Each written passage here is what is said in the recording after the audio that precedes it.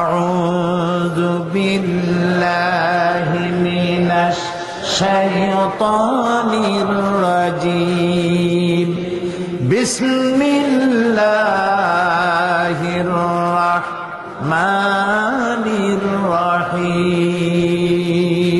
বিতাড়িত মরদুদ শয়তানের ওয়াসওয়াসা থেকে পানা চাই পরম করুণাময় আল্লাহ রাব্বুল আলামিনের নামে শুরু করছি। التائبون العابدون الحامدون السائحون الراكعون الساجدون الآمرون بالمعروف والناهون عن المنكر والحافظون لحدود الله وبشر المؤمنين। আল্লাহ তাআলা বলছেন, যে মোমেনদের জান এবং আমি জান আর মাল কিনে নিয়েছি। কি কিনে নিয়েছেন? জান মাল যে মোমেনের আমি কিনে নিলাম আর তাদেরকে দিলাম জান মালের বিনিময় কি দিলাম? জান্নাত। ওই মোমেন কারা? সেই মোমেনের কোয়ালিটি বলা হচ্ছে। গতকাল বলেছি বারবার তওবাকারী, আল্লাহর ইবাদতকারী, আল্লাহর প্রশংসাকারী। চতুর্থ নম্বরে বলা হচ্ছে আস-সাইহুন। আস-সাইহুন কোন কোন মুফাসসির লিখেছেন এর অর্থ আস-সাইমুন, রোজা পালনকারী। তো আস-সাইমুন রোজা পালনকারী যদি আল্লাহ বলতে চান তাহলে আস-সাইমুন বললেই হতো, কিন্তু অধিকাংশ মুফাসসিরিনে কেরাম বলেছেন আস-সাইহুন শব্দের অর্থ হলো পরিভ্রমণকারী। আমরা পরিভ্রমণকারী অর্থই গ্রহণ করি। এর অর্থ হচ্ছে মুমিন বান্দা কলেমার দাওয়াত পেয়ে সে এক জায়গায় বসে থাকে না, এই কলেমার দাওয়াত নিয়ে সে ছড়িয়ে পড়ে শহর থেকে নগরে, নগর থেকে বন্দরে, বন্দর থেকে গ্রামে, গ্রাম থেকে দেশে, দেশ থেকে দেশান্তরে, পৃথিবীর সর্বত্র কালেমার বাণী ছড়িয়ে দেওয়ার জন্য সে চেষ্টা চালায়। এটা মুমিনের কোয়ালিটি। নিজেই শুধু কলেমা পড়ে চুপ করে বসে থাকে না, অন্যকেও দাওয়াত দেয়। আপনারা বলেন সাহাবায়ে কেরাম কি একথা জানতেন না যে মসজিদে হারামে 1 রাকাত নামাজ পড়লে 1 লক্ষ রাকাতের সওয়াব পাওয়া যায়? এটা হাদিস। মসজিদে হারামের মধ্যে, মসজিদে হারাম কোথায়? মক্কা শরীফে। 1 রাকাত নামাজ পড়লে 1 লক্ষ রাকাতের সওয়াব। একবার আল্লাহ বললে 1 লক্ষ বার আল্লাহ বলার সমান। 1 খতম কোরআন শরীফ পড়লে 1 লক্ষ বার খতম করার সমান। সাহাবায়ে কেরাম জানতেন না? অবশ্যই জানতেন। এই ইবাদতের জন্য তাদের লোভ ছিল না? অবশ্যই ছিল। তারপরেও ইকামতে দ্বীনের দায়িত্ব নিয়ে তাদের কারো কবর হয়েছে চায়নায়, কারো কবর হয়েছে বসনিয়ায়, চেচনিয়ায়, রাশিয়ায়, জাপান, চায়না, এসব জায়গায় সাহাবায়ে কেরামদের কবর রয়েছে। দূর থেকে দূরান্তে কালেমার দাওয়াত নিয়ে তারা ছড়িয়ে পড়েছে। এই জন্য পরিভ্রমণকারী অর্থাৎ দ্বীনের দাওয়াত নিয়ে ছড়িয়ে পড়ো সর্বত্র। দাওয়াত দেওয়া তোমার জন্য ওয়াজিব, ফরজ। আমরা হচ্ছে উম্মতে দাওয়াত। আমরা কি? উম্মতে দাওয়াত।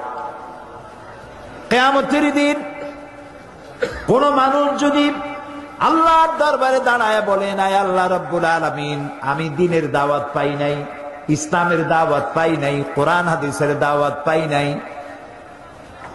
তাহলে কিয়ামতের ময়দানে এই কথা যদি কোনো অমুসলিম বলে, মুসলমানের আল্লাহর দরবারে দায়ী হয়ে যাবে। তোমরা উম্মতে দাওয়াত। প্রিয় ভাই সব, আমরা নামাজ পড়ি কিন্তু আমার প্রতিবেশী নামাজ পড়ে না। আমি কি তাকে কখনো নামাজের দাওয়াত দিয়েছি? আমার প্রতিবেশী সুদ ঘুষের মধ্যে লিপ্ত আছে, আমি সুদ ঘুষ খাই না, এর কাছেও যাই না, আমি কি তারে বাঁচাইতে চেষ্টা করেছি? যদি না করে থাকি তাহলে এই দাওয়াতের হক আমি আদায় করতে পারি নাই। লূত আলাইহিস সালামের কওম, এই কোরআন শরীফের মধ্যে আছে, আল্লাহ তাআলা বলছেন তার কওম যে বদফেল করেছিল, সেই বদফেলের কারণে আল্লাহ তাআলা গজব দিলেন, জিবরাইলকে পাঠালেন, জমিনটারে উল্টায় দাও। লূত আলাইহিস সালাম তার মেয়ে এবং তার উপরে যারা ঈমান এনেছে তাদেরকে আগে বাইর করো। তার স্ত্রীকে বাড়ি করো না, যেহেতু তার স্ত্রী কাফেরদেরকে সহযোগিতা করেছে। তার স্ত্রী সুদ্ধা, পুরা জমিনটাকে উল্টায় দাও, জবরকে জের বানায় দাও। হযরতে জিবরাইল এলেন, আল্লাহর কাছে ফরিয়াদ করলেন, রব্বুল আলামিন, যে জমিনকে তুমি গজব দিতে বলেছো, উল্টাই দিতে বলেছো, আমি তো এখানে এসে দেখলাম একটা লোক 30 বছরের বেশি কাল ধরে তোমার ইবাদত করছে, ঘরে অথবা জঙ্গলে কোথাও বসে বসে তোমার ইবাদত করছে। এই বেচারার ব্যাপারে কি করবো তা তো তুমি বলনি। আল্লাহ তাআলা বলছেন, জমিনটা উল্টাইয়া ওর মাথায় আগে রাখো, কারণ সে শুধু নিজেকে নিয়ে ব্যস্ত ছিল জাহান্নাম থেকে বাঁচাতে।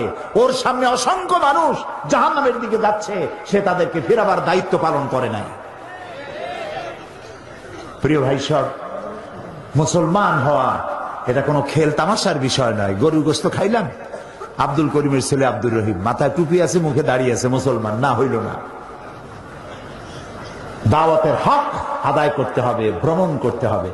আল্লাহ তাআলা বলেছেন, কুল সিরু ফিল আরদ ফানজুরু কাইফা কানা আকিবাতুল মুকাজ্জিবিন, আমার জমিন পরিভ্রমণ করো আর দেখো আমি কিভাবে সত্যের, মহাসত্যের অস্বীকারীদের কিভাবে শাস্তি দিয়েছি। পরিণতিগুলি চোখে দেখো, শিক্ষা গ্রহণ করতে পারবে। প্রিয় ভাই সব, নিজের দেশে দিনের দাওয়াত দেওয়া, বিদেশে গিয়ে দাওয়াত দেওয়া। আল্লাহ তাআলা তার গোলামকে সুযোগ দিয়েছিলেন এই পৃথিবীর 4টি মহাদেশের 1/17 বেশি দেশ আল্লাহ সফর করাইছেন, কিন্তু মিশর সফরের কোন সুযোগ আমার ইতিপূর্বে হয়নি। আল্লাহ তাআলা গত এপ্রিল মাসে আমাকে মিশর সফর করালেন। আমার খুব স্বপ্ন ছিল মিশর দেখার। মিশর হচ্ছে আমাদের জাতির পিতা ইব্রাহিম আলাইহিস সালামের শ্বশুর বাড়ি, ইউসুফ আলাইহিস সালামের চারণ ভূমি। এখানে তিনি ঘুরেছেন ফিরেছেন, কত কষ্ট করেছেন। মুসা আলাইহিস সালামের জমিন, ইলিয়াস আলাইহিস সালাম, হারুন আলাইহিস সালাম ইসলামের ইতিহাস গড়েছে এই জমিনে। সেই মিশর দেখার একটা উদগ্র বাসনা ছিল আমার। গত এপ্রিল মাসে জামিয়া আল আজহার পৃথিবীর একটি শ্রেষ্ঠ বিশ্ববিদ্যালয়, যার ছাত্রছাত্রী সংখ্যা 2 লাখের উপরে, ওখান থেকে একটা দাওয়াত পেলাম। এরপরে 5 দিন আমার সফর ছিল। যারা আমার প্রোগ্রাম প্রডিউস করেছে আমি তাদেরকে বলেছি, যারা প্রোগ্রাম চেক আউট করেছে তাদেরকে আমি এখান থেকে জানাই দিয়েছিলাম, আমি শুধু রাত্রে কয়েক ঘন্টা ঘুমাতে চাই, বাকি সবটা সময় দেখার মতো জায়গাগুলি আমাকে সব দেখায় ফেলবে। 5 দিনে 4500 কিলোমিটার দৌড়াইছি আমি প্রথমেই দেখতে চেয়েছি মুসা আলাইহিস সালামকে যেখানে কষ্ট দেওয়া হয়েছে সেটা কোথায়, তাকে যে জায়গা থেকে ফালায় দেওয়া হয়েছিল সেই জায়গাটা কোথায়। আমাকে সেই সব জায়গা দেখানো হয়েছে, যেখানে তার মা হযরতে মুসা আলাইহিস সালামকে ছেড়ে দিয়েছিল বাক্সবন্দি করে, বাক্সের মধ্যে বন্দি। আল্লাহ তাকে বলেছেন, মাকে বলেছেন, তুমি মুসার মা, তুমি তোমার বাচ্চাকে বাক্সের মধ্যে বন্দি করে এখান থেকে ফেলে দাও, কারণ ফেরাউন বলেছে যে এই জাতির কোন পুরুষ সন্তানকে আমি বাঁচায় রাখবো না, যেটা হবে সে আমার শত্রু হবে, সব মেরে ফেলো আর মেয়েগুলিকে বাঁচায় রাখো। এটা হলো ফেরাউনের ইচ্ছা, কোন পুরুষ সন্তান বাঁচতে দেবে না। আর আল্লাহর ইচ্ছা, মুসা আলাইহিস সালামকে আল্লাহ ওর জমিনে পাঠাবেন। কার ইচ্ছা কার্যকরী হবে? কার? আল্লাহ তাআলা মুসা আলাইহিস সালামকে বানায় ফেললেন। এখন বাঁচবে কেমনে? তারই তো মেরে ফেলবে ফেরাউন। দেখেন অবস্থা। আল্লাহ তাআলা বললেন, বাক্সবন্দি করে তারে নদীতে ছেড়ে দাও। মায়ের কয়েকটা কন্যা সন্তান হয়েছে, প্রথম ছেলে মুসা আলাইহিস সালাম, তাকে বাক্সবন্দি করে আল্লাহর হুকুমে নদীতে ফেলে দিলেন। মা কাঁদতেছে, কাটা কবুতরের মতো ছটফট করছে। কলিজার টুকরো সন্তান নদীতে ভাসায় দেওয়া মায়ের জন্য কি অবস্থা বুঝতেই পারে। নদীর স্রোতে ভেসে যাচ্ছে, আর তার বোন নদীর পার দিয়ে যাচ্ছে, বাক্স যায় কই। ঘটনা কোরআন শরীফে আল্লাহ উল্লেখ করেছেন, আর সেই জায়গাটা আল্লাহ আমাকে দেখার তৌফিক দিয়েছেন। ভাসতে ভাসতে এই বাক্স গিয়ে থামলো ঠিক সেইখানে যেখানে ফেরাউন আর আসিয়া দুজনে বসে পড়ন্ত বেলায় নীল দরিয়ার দৃশ্য দেখতেছে, বাতাস খাচ্ছে, ঢেউয়ের তাল দেখতেছে। বাক্স এসে সেখানে থেমে গেল। ফেরাউন আশ্চর্য হলো, বাক্স এসে থামলো এখানে, দেখো বাক্সে আছে কি, উঠাও বাক্স। বাক্স উঠানো হলো, খুলে দেখে গোলাপের পাপড়ির মতো চেহারা সুন্দর একটি বাচ্চা। ফেরাউন বলছে, এই তো আমার দুশ্মন, তরবারি আনো, হত্যা করো, আমার দুশ্মন পেয়ে গেছে। হযরতে আসিয়া বলছেন, ফেরাউন তুমি খোদা না বেহুদা? এই ছোট্ট বাচ্চা তোমার শত্রু, কি বলো তুমি? আমাদের তো কোনো বাচ্চা কাচ্চা নাই, মনে হয় আল্লাহ তাআলা আমাদেরকে বাচ্চাটা দিয়েছেন, চলো এটাকে আমরা লালন পালন করি, তুমি এর মারি মেরে না। বাচ্চা নিয়ে গেল বাড়ি। দেখেন অবস্থা, এখন বাচ্চারে দুধ খাওয়াইতে হবে। যেই বাচ্চা পুরুষ সন্তান বাঁচতে দেবে না যে ফেরাউন, সেই ফেরাউন এই বাচ্চারে দুধ খাওয়াবার জন্য পাগল হয়ে গেছে। ধাত্রীগুলো ডাকা হলো, কোন ধাত্রীর কোলে সে ওঠে না, বাচ্চা কারোর দুধ মুখে নেয় না, খালি কাঁদতেছে। আল্লাহ রাব্বুল আলামিন পরবর্তী সময় হযরত মূসা আলাইহিস সালামকে বলেছেন, মূসা ফেরাউনের ঘরে তুমি কাঁদতেছো আর তোমার মা তোমাকে না পায়া কাঁদতেছে, আমি রহমানুর রহিম এটাকে সহ্য করতে পারি নাই। বোন গিয়ে বলছে ফেরাউনকে, জাহাপানা আমার কাছে একটা ধাত্রীর খবর আছে, ওই মেয়ে লোকটা যে কোনো বাচ্চা কোলে নিলি দুধ খায়। ফেরাউন বলছে, নিয়ে আসো, যত টাকা লাগে দেব। বোন গিয়ে তার মায়েরে নিয়ে আসছে, মা এসে বাচ্চা পেয়ে গেল, বাচ্চা কোলে নিল, বাচ্চা দুধ খাওয়া আরম্ভ করলো। ফেরাউনের বাড়িতে পয়সা দিয়া টাকা দিয়া ফেরাউন রাখলো আর দুধ খাওয়াইল। মূসা আলাইহিস সালাম একটু বড় হলেন, একটু বড় হয়েছেন, নাদুস নুদুস চেহারা, ফেরাউন কোলে নিয়েছে, পয়গম্বরী চেহারা তো, সলিমুদ্দি কসিমুদ্দি মার্কানা। মূসা আলাইহিস সালামের চোখ, তার ঠোঁট, তার ললাট, তার গন্ডদেশ, আল্লাহর পয়গম্বর। আল্লাহ তাআলা মূসা আলাইহিস সালামকে বলেছেন, মূসা তুমি ভয় পাও, আমি তো তোমাকে আমার জন্য বানাইছি। সুবহানাল্লাহ, এই কোরআন শরীফে আল্লাহ বলছেন, আমি তোমাকে আমার জন্য বানাইছি। ফেরাউন কোলে নিয়ে মূসা আলাইহিস সালামের মস্তক উচ্চ করে করে ঠোঁটটা নামায় দিল। মূসা আলাইহিস সালামের ঠোঁটে ঠোঁট লাগায় চুমা দিলেন। যেই না ঠোঁটের কাছে ঠোঁট নিয়েছে, মূসা আলাইহিস সালাম ঠাস করে এক চড় মেরেছে ফেরাউনের গায়ে। ফেরাউন আছাড় মেরে ছেড়ে দিল বাচ্চাকে, বলল যে সত্যিটাই আমার দুশ্মন, তরবারি আন, কেটে ফেলবো। আসিয়া বলছে, তুমি তো সত্যি একটা বদ্ধ পাগল, কি আর খোদা তুমি, তোমারে খোদা যারা মানে ওগুলোও পাগল। এই বাচ্চা মানুষ সোনাও চেনে, আগুনের টুকরাও চেনে না, তুমি আন্দাজে তারে মারি ফেলবা। ফেরাউন বলছে, আচ্ছা ঠিক আছে, সোনাও চেনে না, সোনার পিণ্ডও চেনে না, আগুনের টুকরাও চেনে না, স্বর্ণ আনো, আগুনের টুকরা আনো। যদি সোনায় হাত দেয়, আগুনে হাত না দেয়, তাহলে বুঝবো বুদ্ধি আছে, আর যদি আগুনে হাত দেয়, হাত না দেয়, তাহলে বুঝবো যে ঠিকই, আগুনে যদি হাত দেয় তাহলে বুঝবো যে বাচ্চা মানুষ বোঝে নেই। স্বর্ণের টুকরা আনা হলো, আগুনের টুকরা আনা হলো। মূসা আলাইহিস সালাম আগুনের দিকে হাত না দিয়া সোনার দিকে হাত বাড়াতে যাচ্ছিলেন, আল্লাহ ফেরেশতা দিয়ে তার হাত আগুনের দিকে দিয়ে দিলেন। আল্লাহ তাআলা বলছেন, মূসা রে, এইরকম করে আমি তোমাকে লালন করেছি। মূসা আলাইহিস সালাম বড় হলেন, সেই জায়গা দেখলাম এবং ওখানেও চলে গেলাম। প্রায় 450 কিলোমিটার পাড়ি দিয়ে সেই জায়গায় গিয়ে উপস্থিত হলাম, যেখানে মূসা আলাইহিস সালাম মাদায়েন থেকে ফিরেছেন। 10 বছর পর ফিরেছেন বউ বাচ্চার সাথে। শোয়েব আলাইহিস সালামের মেয়ে, শোয়েব আলাইহিস সালাম তার শ্বশুর, ফিরেছেন। ফেরার পথে ঠান্ডায় পড়েছেন, প্রচন্ড ঠান্ডা। এই ঠান্ডার ভেতরে তিনি তার স্ত্রী ছেলে মেয়েকে বসায় দিয়েছেন এবং সেখানে আল্লাহ তাআলা বলছেন, হযরত মূসা আলাইহিস সালাম তার পরিবর্গকে বললেন যে অন্ধকারে পড়ে গেলাম, এখন যাব কোথায়? দূরে আগুন দেখা যায় একটা গাছে। ইজরা নারান ফাকালা লিআহলিহিম কুতু ইন্নী আনাস্তু নারান লাআল্লী আতীকুম মিনহা বিকাবাসিন আও আজিদু আলান নারি হুদা। তিনি যেটাকে আগুন দেখে মনে করেছিলেন যেটা আগুন, তিনি বললেন, তোমরা অপেক্ষা করো, আমি আগুনের কাছে যাই, হয় আগুন আনবো আর না হয় আমাদের কাল্লা, আমি একটা রাস্তা পেয়ে যাব কোন পথে আমরা যাব। ফালাম্মা তাহা নুদিয়া ইয়া মূসা ইন্নী আনা রাব্বুক ফাখলা'না আলাইক। আগুনের কাছাকাছি যিনি যখন হয়েছেন, আগুনের ভিতর থেকে আওয়াজ এলো, এটা আগুন টাগুন কিচ্ছু না, ইন্নী আনা রাব্বুক, আমি তোমার রব, আমি তোমার আল্লাহ। ফাখলা'না আলাইক, জুতা খুলে আসো। ইন্নাকা বিল ওয়াদিল মুকাদ্দাসি তুয়া, তুমি তো পবিত্র উপত্যকায় পৌঁছে গেছো। ওয়াদি আরবিতে বলা হয় ওয়াদি, বাংলায় বলা হয় উপত্যকা। দুই পাহাড়ের মাঝখানে সমতল জায়গাকে উপত্যকা বলা হয়। আমরা সেখানে গেলাম। উপত্যকায় ওয়াদি মুকাদ্দাসে যাওয়ার আগেই আমার এই আয়াত মনে পড়েছে। আল্লাহ তাআলা বলছেন ফাখলা'না আলাইক ইন্নাকা বিল ওয়াদিল মুকাদ্দাসি তুয়া। মুসা আলাইহিস সালামকে আল্লাহ বলছেন জুতা খোলো, আমি ভরসটে জুতা আগেই খুলে ফেলেছি।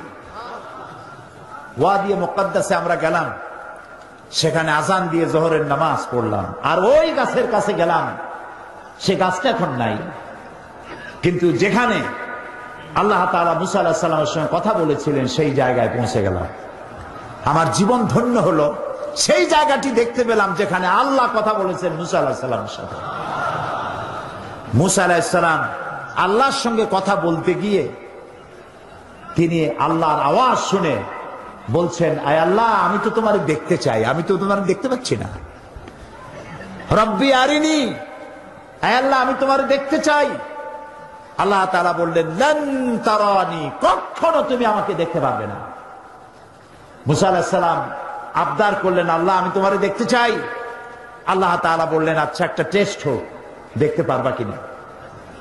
আল্লাহ তাআলা পাহাড়ের উপরে তার তাজাল্লি, ৭০,০০০ পর্দার আড়াল থেকে আল্লাহ তাআলা তার তাজাল্লি নূর বর্ষণ করলেন পাহাড়ের উপরে।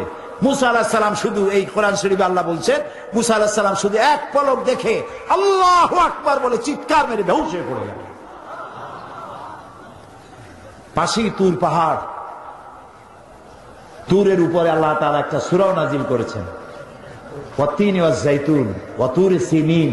তুরের আল্লাহ তাআলা কসম করেছেন, যেই পাহাড়ে উঠলে পরে আকাশের মেঘ ধরা যায়, এত উঁচা পাহাড়। এই পাহাড়ের উপরে ৪০ দিন তিনি ইতিকাফ অবস্থায় ছিলেন এবং সেখানে তাওরাত নাজিল হল। সে জায়গাও আল্লাহ দেখার তৌফিক দিলেন। এরপরে মুসা আলাইহিস সালামের সঙ্গে সংগ্রাম ছিল যেই ফেরাউন, সেই ফেরাউনকে দেখার ইচ্ছা হলো আমার, যে শয়তানটার একটু দেখি। ৪০ পাউন্ড জাদুঘরে ঢুকতে লাগে, শয়তান তালাশ করতেছি, পাই না। জিজ্ঞেস করলাম যে আসল শয়তানটা কই, বললো সে তো দোতলা। ওইটারে দেখতে গেলে আরো ৪০ পাউন্ড দরকার। সে পয়সাও দিলাম দেখার জন্য। উপরে যখন গেছি যায় দেখি এরকম একটা বড় বাক্স, গ্লাসের বক্স, এর ভিতরে মিস্টার ফেরাউন চিত হয়ে শুয়ে আছে। ওই জায়গাও দেখেছি যেখান থেকে ফেরাউন মুসা আলাইহিস সালামকে তাড়া করেছিল, আর দরিয়া ফেরে রাস্তা হয়ে গেল যেখান থেকে মুসা আলাইহিস সালাম হেঁটে গিয়েছিলেন। ৩ দিক থেকে ফেরাউনের শত্রুরা, ফেরাউন ৩ দিক থেকে আক্রমণ করেছে, পালাবার রাস্তা নাই। সাথী সঙ্গীরা বলছেন, ইয়া মূসা ইন্না লামুদরাকুন, আমরা তো পাকড়াও হয়ে গেছি, পালাবার পথ নাই।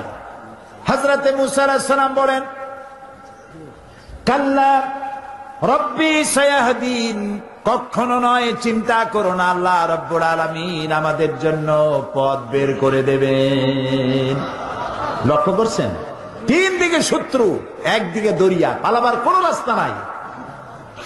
হযরতে মূসা আলাইহিস সালাম বলছেন, ভয় পাইও না, পথ দেখায় দেবে কে? বলেন, আল্লাহ পাক পথ দেখিয়ে দিবেন। রাস্তা তৈরি হয়ে গেল। মূসা আলাইহিস সালাম রাস্তার ভিতর দিয়া চললেন, দরিয়ার অর্ধেক পর্যন্ত এসেছেন। ফেরাউন তার দলবল নিয়ে এসে দেখে বিশাল রাস্তা, ওই রাস্তা দিয়ে ওরাও নামছে। ঠিক মাঝখানে যখন এসেছে, আল্লাহ তাআলা বলছেন, দরিয়াকে হুকুম করলেন বন্ধ হয়ে যায়। বন্ধ হয়ে যায়, এটা তো বলার দরকার নেই। আল্লাহ যখন কিছু ইচ্ছা করেন কি বলেন? হয়ে যা, দিনান দেয়ার হয়ে যায়।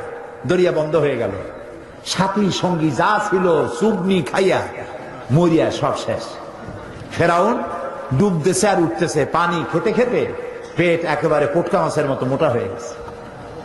ফেরাউন বলছে, আমানতু আন্নাহু লা ইলাহা ইল্লাল্লাযী আমানাত বিহি বানু ইসরাঈল। আয় আল্লাহ, আমি ঈমান এনেছি ওই আল্লাহর উপরে যে আল্লাহর উপরে ঈমান এনেছে বনি ইসরাঈলেরা। আল্লাহ, ওয়া আনা মিনাল মুসলিমিন, আর আমি তো একজন মুসলমান, আমার সুবহ কেন, এই তো কালেমা পড়লাম। আল্লাহ তাআলা বলছেন, আন আন ওয়াকাদ আসাইতা ক্বাবলু ওয়া কুনতা মিনাল মুফসিদিন। এখন তুমি বলছো আমি মুসলমান, অথচ তুমি বছরের পর বছর ধরে আমার বান্দাদের উপরে জুলম করেছো, অত্যাচার করেছো। ওয়া কুনতা মিনাল মুফসিদিন। লক্ষ্য করুন, ফেরাউন বলছে আনা মিনাল মুসলিমিন, আমি তো একজন মুসলমান, মুসলমানদের মধ্যে আমি একজন। আল্লাহ বলছেন অকুনতা মিনাল মুফসিদিন, তুই তো সন্ত্রাসী। আল্লাহ তাআলা বলেন, আমি তোমাকে আজকে শুধু মারবই না, আলিয়াউমা নুনাজ্জিকা বিবাদানিক, আমি তোমাকে শুধু মারবই না, আমি তোমার শরীরকে হেফাজত করব। পানিতে তোর শরীর পচবে না, পানির প্রাণীগুলি তোরে খাবে না, মাটিতে পচবে না, আমি তোমার দেহকে শুটকি বানায় রাখবো। কিয়ামত পর্যন্ত যত স্বৈরাচার পৃথিবীতে আসে তারা যেন তোমার থেকে উপদেশ নিতে পারে। ফেরাউনের লাশের কাছে দাঁড়িয়ে কোরআনের আয়াত আমার মনে পড়লো। দেখতে পেলাম ফেরাউনের একটা দাঁত দেখা যায়, চোখের সাদা অংশ দেখা যায়, মাথায় কিছু চুলও আছে, এখন হাতের দুই একটা নখও আছে, হাত পা বাইর করা, বাকি বডিটা কাপড় দিয়ে জড়ানো। কোরআন তার কথা যে কত সত্য, চিরন্তন, এসব জিনিসগুলি দেখলে স্পষ্ট হয়ে যায়। আল্লাহর মেহেরবানি, আমার মিশর সফরের সময় আল্লামা বদরুদ্দিন আইনি রহমতুল্লাহ আলাইহের মাজার জিয়ারত করার সুযোগ হলো। ইমাম শাফি রহমতুল্লাহ আলাইহির মাজার, ইমাম ওয়াকি, হযরত হারুন আলাইহিস সালাম, ইলিয়াস আলাইহিস সালাম, হযরত লোকমান, হযরত আবু দারদা রাদিয়াল্লাহু তাআলা আনহু, তাদের কবর জিয়ারতের সুযোগ হলো। এবং সেই মসজিদেও নামাজ পড়লাম, যেই মসজিদ হযরত আমর ইবনুল আস রাদিয়াল্লাহু তাআলা আনহু মিশর বিজয় করে মসজিদ তৈরি করেছিলেন। খতমে কোরআনের রাতে রমজান মাসে এখানে 5 লাখের উপরে মুসলমান নামাজে শরীক হয়। এত বড় বিশাল মসজিদ। প্রিয় ভাই সব, এই কথাগুলি আনলাম আমি এই কারণে, আল্লাহ তাআলা বলছেন আস-সাইহুন, পরিভ্রমণকারী, তওবাকারী, ইবাদতকারী, প্রশংসাকারী এবং পরিভ্রমণকারী, দ্বীনের দাওয়াত নিয়ে সর্বত্র ছড়িয়ে পড়া। এবং এই দাওয়াত দিতে গিয়ে যত বিপদ আসে, সমস্ত বিপদ হাসি মুখে বরণ করা, কৌশলের সাথে বিপদের মোকাবেলা করা, এটা মুসলমানের কাজ, ইমানদারের কাজ। দাওয়াত পৌঁছানো, সকলের কাছে দাওয়াত দেওয়া। এরপরে 5 নম্বরে বলা হচ্ছে আর রাকিউন আস-সাজিদুন, রুকুকারী আর সেজদাকারী, অর্থাৎ নামাজ আদায়কারী। নামাজ আল্লাহ তাআলা সমস্ত ইবাদত দিয়েছেন জমিনে, শুনতেছেন? কালেমা, হজ, যাকাত, এসব কোথায় দিয়েছেন? জমিনে। নামাজ কোথায় দিয়েছেন? আরশে আজিমে। এই নামাজ আল্লাহ তাআলা ফরজ করেছেন। নবী করিম সাল্লাল্লাহু আলাইহি ওয়াসাল্লামের মেরাজে আল্লাহ তাআলা তাকে এই নামাজ যখন হাদিয়া দিলেন, তিনি ফেরার পথে মুসা আলাইহিস সালামের সঙ্গে দেখা হলো। তিনি জিজ্ঞেস করলেন, আল্লাহ তাআলা আপনাকে কি দিয়েছেন? তিনি বললেন, আমার উম্মতের জন্য 5 ওয়াক্ত নামাজকে, 50 ওয়াক্ত নামাজকে তিনি ফরজ করে দিয়েছেন। মুসা আলাইহিস সালাম বললেন, সর্বনাশ, আমি তো বনি ইসরাইল নিয়ে বহু বছর কাটাইছি, মানুষ যে কত বেকায়দা, 50 ওয়াক্ত নামাজ আপনার উম্মতেরা পড়তে পারবে না, আপনি কমায় আনেন। তিনি গেলেন এবং আল্লাহর কাছে বললেন, আল্লাহ তাআলা 10 ওয়াক্ত কমায় দিলেন। আবার আসলেন, আবার গেলেন, আবার আসলেন, আবার গেলেন, থাকলো কত? 5। মুসা আলাইহিস সালাম বলেন, আমি আশঙ্কা করি এই 5 ওয়াক্তও পারবে না, আপনি আরো কমান। নবী করিম সাল্লাল্লাহু আলাইহি সাল্লাম বললেন, আমি আল্লাহর কাছে আর যাইতে পারবো না, আমার শরম করে। আল্লাহ দিলেন 50 ওয়াক্ত, আপনার বারবার ইনসিস্ট করার কারণে আমি গেলাম, আল্লাহ কমাইতে থাকলেন, আমি আর পারবো না কমাইতে। আল্লাহ রাব্বুল আলামিন বলেন, নবী আমি আপনাকে 50 ওয়াক্ত নামাজ আপনার উম্মতের জন্য ফরজ করে দিয়েছিলাম, কমাতে কমাতে 5 ওয়াক্ত আনা হলো। যেহেতু আমি আল্লাহ বলেছি 50 ওয়াক্ত, আপনার উম্মতেরা যারা 5 ওয়াক্ত নামাজ আদায় করবে, 50 ওয়াক্তের সওয়াব আমি আল্লাহ তাদের আমলনামায় দিয়ে দেব। তাহলে যে ব্যক্তি নামাজ আদায় করলো সে 50 ওয়াক্ত গেইন করলো, সুবহানাল্লাহ বলেন। আর যে ব্যক্তি নামাজ পড়লো না সে কতটা লস করলো? 50 ওয়াক্ত লস করলো। এই নামাজকে আল্লাহ তাআলা ফরজ করেছেন। মেয়ে লোকের জন্য প্রতি মাসে একটা কনসেশন আছে নামাজের, আল্লাহ মাফ করে দিয়েছেন। তার পিরিয়ড যখন আসবে পড়া লাগবে না, আল্লাহ মাফ করেছেন, আলহামদুলিল্লাহ। এটা মেয়েদের জন্য কনসেশন আল্লাহর পক্ষ থেকে। কিন্তু পুরুষ 2 অবস্থা, পাগল, বেহুশ, এই 2 অবস্থা ছাড়া পুরুষের জন্য নামাজ কোন অবস্থায় মাপ নাই। আল্লাহর নবী বলেন, মান তারাকা সালাতান মুতাআম্মিদান ফাকাদ কাফারা, ইচ্ছে করে যে নামাজ ছেড়ে দিল সে কুফরি করলো। নাউজুবিল্লাহ। রাসূলকে জিজ্ঞাসা করা হয়েছে, আল্লাহর বান্দা এবং কাফের দুটোর মধ্যে পার্থক্য কি? রাসূলুল্লাহ বলেছেন, নামাজ। নামাজ, যে ব্যক্তি নামাজ পড়লো সে ব্যক্তি আল্লাহর বান্দা, যে নামাজ পড়লো না সে কুফরি করলো। নামাজ না পড়া কুফরি, নামাজ না পড়া কি? রাসূলুল্লাহ বলছেন, লা দীনা লিমান লা সালাতা লাহু, যার কাছে নামাজ নাই তার কাছে দিন নাই, ঈমান নাই, চরিত্র নাই, কিচ্ছু নাই। প্রিয় বগুড়াবাসী, প্রিয় উপস্থিতি, ভাই এবং বোনেরা, আল্লাহর নবী বলেছেন, যে ব্যক্তি নামাজ আদায় করে না, ইচ্ছে করে নামাজ ছাড়ে, আল্লাহ এবং রাসূলের সাথে তার কোনো সম্পর্ক থাকে না। সমস্ত সম্পর্ক আল্লাহ কাট করে দেন। আল্লাহ তার দিকে রহমতের নজরে তাকান না। কিয়ামতের দিন আল্লাহ তাআলা রহমতের নজরে তাকাবেন তো নাই। প্রথম প্রশ্ন করবেন বান্দাকে নামাজের কথা। প্রথম প্রশ্ন কি হবে? নামাজ। আল্লাহ তাআলা বলবেন, এই কোরআন শরীফে আছে, আল্লাহ তাআলা বলবেন, আমারে সেজদা দাও। হে হাসরবাসীরা, আমারে সেজদা দাও। আল্লাহ তাআলা কোরআন শরীফ বলছেন, শুধুমাত্র নামাজিরা সেজদা দিতে পারবে, আর কেউ সেজদা দিতে পারবে না। পার্থক্যটা তখনই ধরা পড়বে, কারা কাফের, কারা মুসলমান। নামাজ, নামাজ। আচ্ছা বলুন তো, শয়তান আল্লাহর কয়টা হুকুম লঙ্ঘন করেছিল? বলেন। মাত্র একটি। 5 ওয়াক্ত নামাজের মধ্যে আল্লাহর হুকুম কয়টা? ফরজ কয়টা? 17টা। বলেন কয়টা? যে ব্যক্তি 24 ঘন্টায় 5 ওয়াক্ত নামাজকে ছেড়ে দিল, সে আল্লাহর কয়টা হুকুম নষ্ট করলো?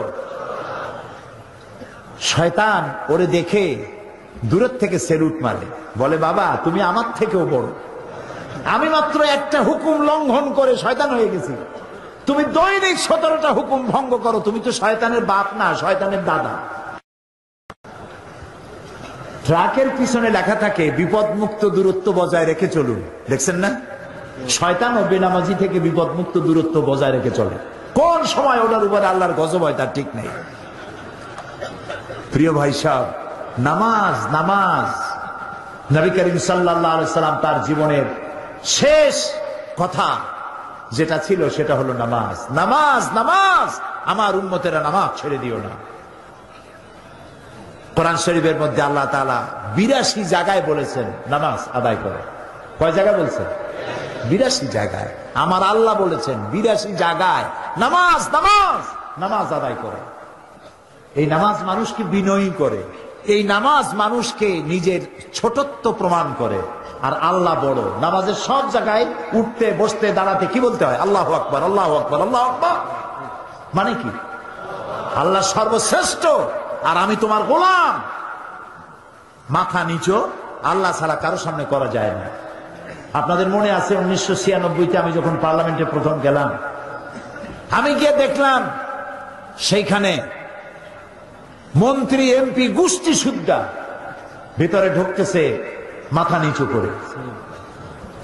মাথা নিচু করে, ঠিক এইভাবে নিচু করে ঢোকে। আমি জিজ্ঞেস করলাম আমার পাশে যিনি বসা, ভাই আমি তো নতুন মানুষ, পার্লামেন্টে জীবনে আসি নাই, এই যে যারা ঢুকতেছে মন্ত্রী এমপি গোষ্ঠী সুদ্ধা রুকু দিয়ে ঢোকে কেন? কয়েছে না রুকু না, এটা নিয়ম, আপনি তো বোঝেন না। আমি বললাম বুঝি না বলে তো জিজ্ঞেস করতেছি মাথা নিচু করে কেন।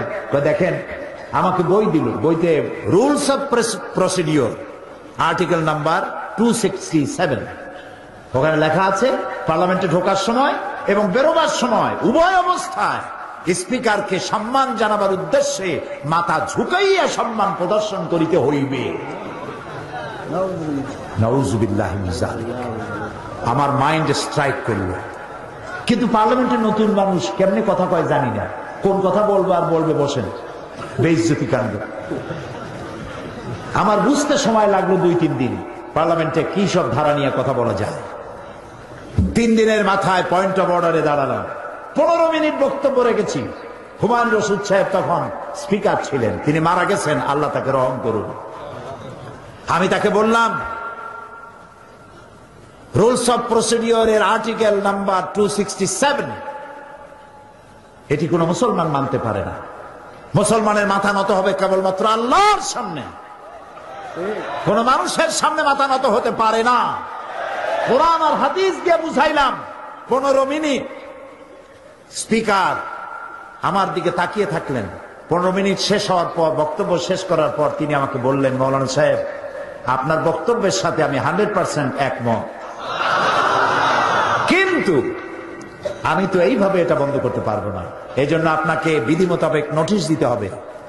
নোটিশ কমিটিতে উঠবে, সেখানে আলোচনা হবে, সেখানে আলোচনা সিদ্ধান্ত যেটা হয় সেটা পার্লামেন্টে আসবে, তারপরে আমার রুলিং যাবে। আমি যথাবিহিত নোটিশ দিলাম, আলোচনা হলো। এই আলোচনার পর আমার নোটিশ নিয়ে তদানীন্তন সরকার ডিপ ফ্রিজের মধ্যে আটকাই দিল, আর বের হলো না 5 বছরে। আল্লাহ আবারও আমাকে নির্বাচিত করাইয়া পার্লামেন্টে ঢুকালেন, আর আমার টার্গেট ছিল এটা বন্ধ করতে হবে। এই পার্লামেন্টে এসে আমি আবার এই বিষয় উত্থাপন করলাম, নোটিশ দিলাম, মিটিং এ উঠলো, সিদ্ধান্ত হলো বর্তমান পার্লামেন্ট এটা অ্যাকসেপ্ট করেছে, কিয়ামত পর্যন্ত বাংলাদেশ পার্লামেন্টে আর স্পিকারের সামনে মাথা ঝুঁকাইতে হবে না।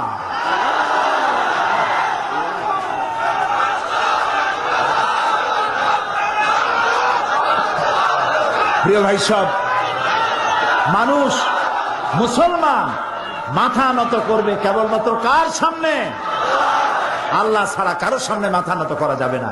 আর নামাজ একমাত্র সিস্টেম যার মধ্য দিয়ে নিজেকে ছোট করা যায়। আল্লাহ সব থেকে বড়, আমি ছোট। এই ছোটত্ব, অহংবোধ, নিজের অহংবোধ, এটাকে মাটির সাথে মিশাবার জন্য এ পর্যন্ত হাত তুলে দাঁড়ায়। মানুষ যখন নামাজে দাঁড়ায় আসামির মতো হয়ে যায়, রুকুতে গেল নিজের অস্তিত্ব আরো অবনমিত হলো, সেজদা যখন দিল তখন তার অহংকার মাটির সাথে মিশে গেল। আমি সেজদা দিয়ে বললাম, আল্লাহ তুমি শ্রেষ্ঠ, আমি তোমার গোলাম। আল্লাহ রসুল বলেছেন, প্রশ্ন করা হয়েছে, হে রাসূল বান্দা আল্লাহর নিকটবর্তী হয় কখন? নবী করিম সাল্লাল্লাহু আলাইহি ওয়াসাল্লাম বলেছেন, বান্দা যখন সেজদা দেয় একদম আল্লাহর কাছে চলে যায়। রাসূলুল্লাহ বলছেন, আমার উম্মতেরা ও সাহাবীরা যখন সেজদা দিবা তখন মনে করবা তুমি তোমার মাথা আল্লাহ তাআলার কদম মোবারকের উপরে রেখে দিয়েছো। দেখেন না, মানুষ বলে ভাই এমন কাজ আমার ছেলেতে করছে, আমার নাক কাটা গেছে। সত্যি কি নাক কাটছে নাকি? না, মর্যাদাহানি হয়েছে। আবার বলে আমার কপাল খুলে গেছে। কপাল কি খোলে টলে গেছে? আবার কপাল পুড়িয়ে গেছে। এর অর্থ কি? ভাগ্য। কপাল কিসের প্রতীক? ভাগ্যের প্রতীক, না মর্যাদার প্রতীক। কেউ যদি তার মর্যাদা বাড়াতে চায়, কেউ যদি তার ভাগ্য সুপ্রসন্ন করতে চায়, তাহলে প্রত্যেক দিন দৈনিক 5 বার মাটি নামক দাসখতের উপরে নাক আর কপাল নামক কলম দিয়া সই করতে হবে 5 বার, আল্লাহ আমি কেবলমাত্র তোমারই গোলাম, তুমি ছাড়া কারো গোলাম নই। ফজরে একবার, জোহরে একবার। আসরে একবার, মাগরিবের একবার, আবার রাত্রে শুতে যাব তখনও আর একবার। সর্বত্র আল্লাহু আকবার, আল্লাহু আকবার বলেন সবে, আল্লাহু আকবার। সব ক্ষেত্রে আল্লাহু আকবার। পৃথিবীতে যখন আসছিলাম তখন কানে কি শুনেছি মনে আছে? মনে নাই, তবে আপনারা জানেন। আজানের প্রথম শব্দ কি? ইকামতের প্রথম শব্দ কি? নামাজের প্রথম শব্দ কি? জীবনের শেষ নামাজ সালাতুল জানাজা, প্রথম শব্দ কি? শেষ শব্দ কি? এর দ্বারা প্রমাণ হলো আমার জন্ম থেকে কবরে যাওয়া পর্যন্ত জীবনের প্রতিটি ক্ষেত্রে আমি গোলাম, আমাকে ঘোষণা করতে হবে আল্লাহু আকবার। খুব দুর্ভাগ্য আমার দেশের এরকম রাজনৈতিক দলও আছে যাদের মিছিলে মিটিংয়ে আল্লাহু আকবার শোনা যায় না। হাজারো স্লোগান দেয়, আল্লাহু আকবার বলে না। বগুড়া এরকম দল নাই। কি দুর্ভাগ্য! ওই দল যারা করেন একটু চিন্তা করা উচিত, নেতাদের জিজ্ঞান দরকার। নেতা সাহেব, আমি তো মুসলমানের বাচ্চা, আমার মা মুসলমান, বাপও মুসলমান। হাজারো স্লোগান দেয় মানুষের নামে, দেশের নামে হাজারো স্লোগান দিতে পারি। এ কোন রাজনীতি যে আল্লাহু আকবার বলা যায় না? আল্লাহ তাআলা এই অভিশপ্ত রাজনীতির হাত থেকে আমার জাতিকে রক্ষা করুন।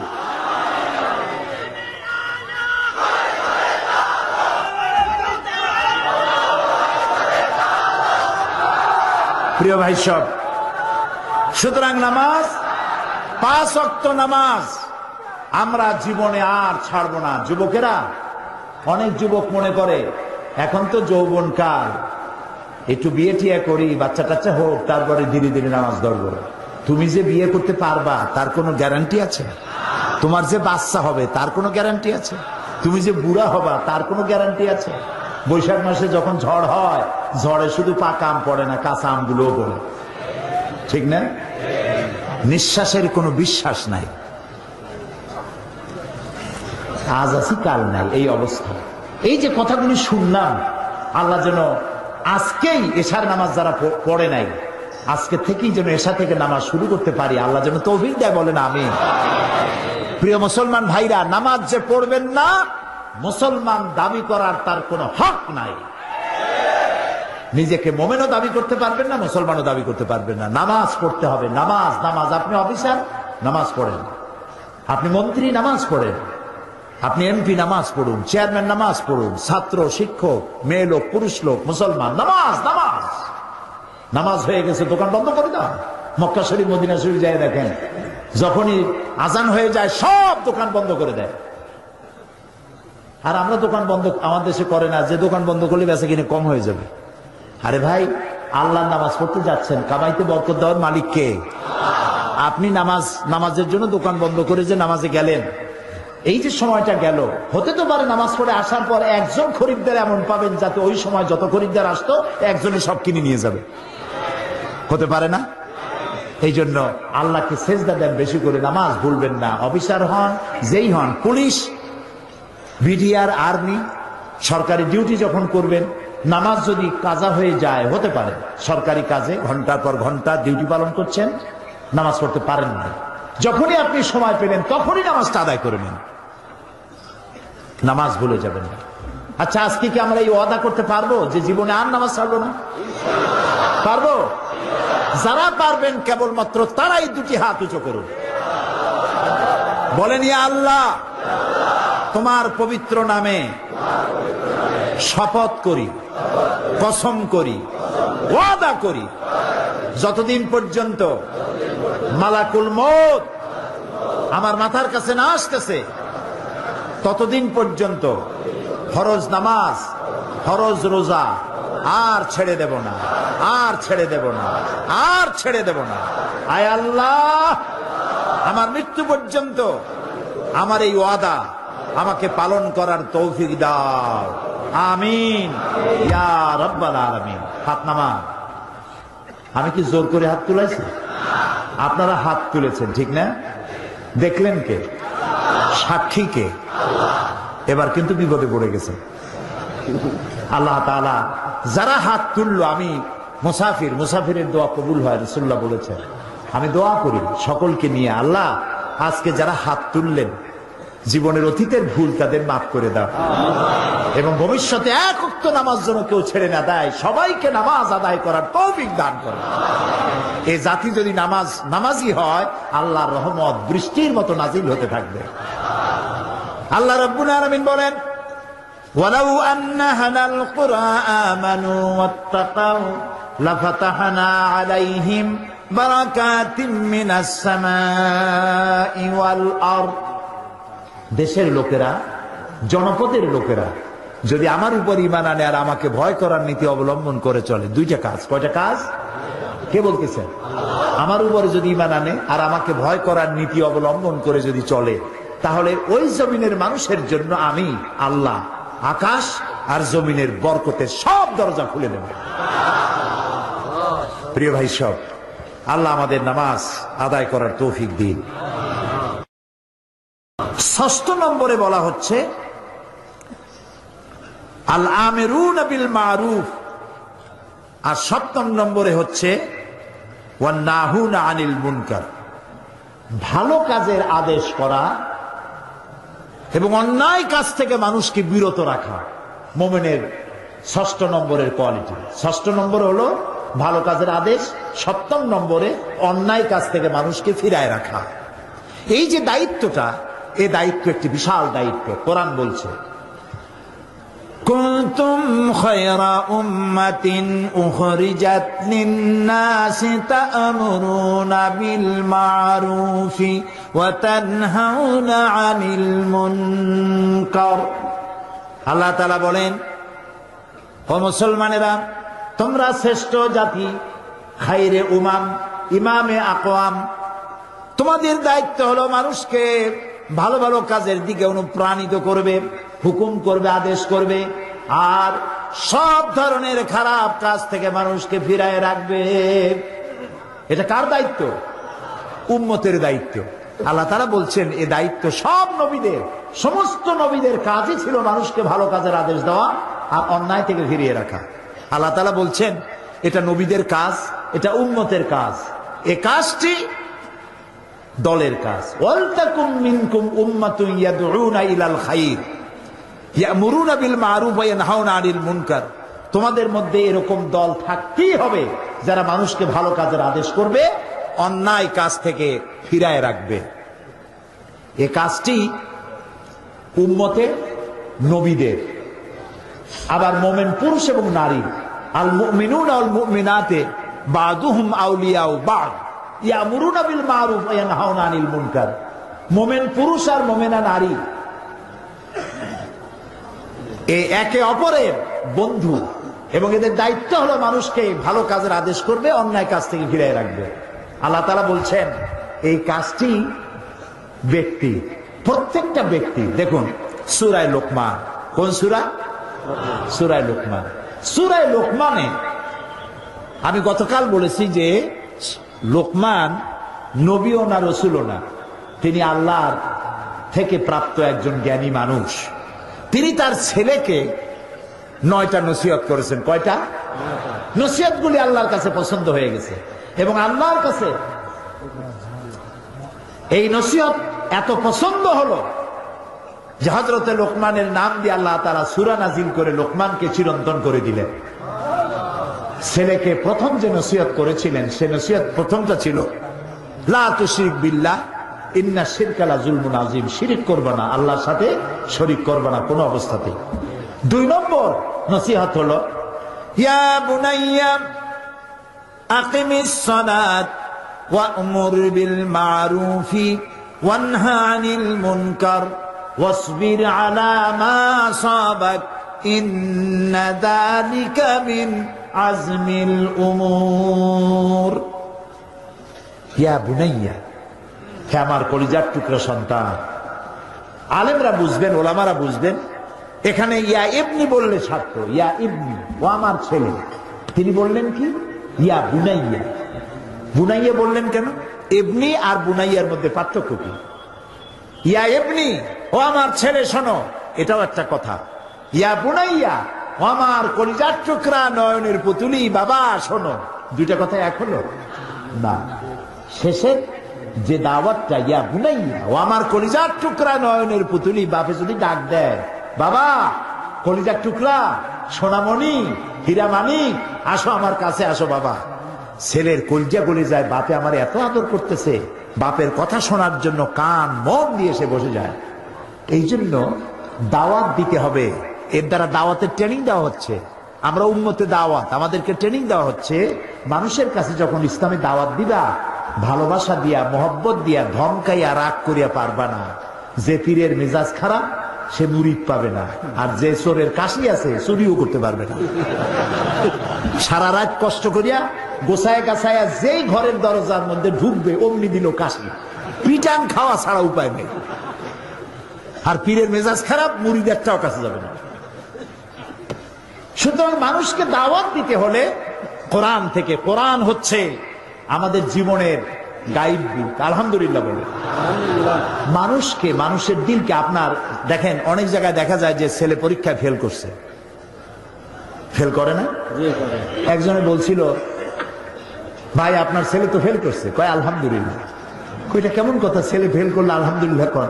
কয় যে আমার ছেলে যে পদের, ও যে ফেল করতে পারবে এটা আমি আশা করিনি। এটাও তো একটা যোগ্যতা যে ফেল করতে পারছে। ছেলে ফেল করেছে, বাপে রাগ করেছে, বাপ কথা বলে না, মায়ের কথা বলে না, বুইনে কথা বলে না। 3 দিন 4 দিন ছেলে বাড়িতে ঠাই পায় না, মুখ মলিন হয়ে গেছে। এখন তার বন্ধু আছে, ও যেমন বল্টু, ওর বন্ধু আছে মন্টু। এই মন্টুদের সাথে মিশা বাড়িতে তো জায়গা পাইলো না, মন্টুরা জায়গা দিল, মন্টুরা জায়গা দিয়ে নিয়ে গেল সিনেমা দেখাইতে, হাবিজাবি দেখাইলো, হাবিজাবি খাওয়াইলো।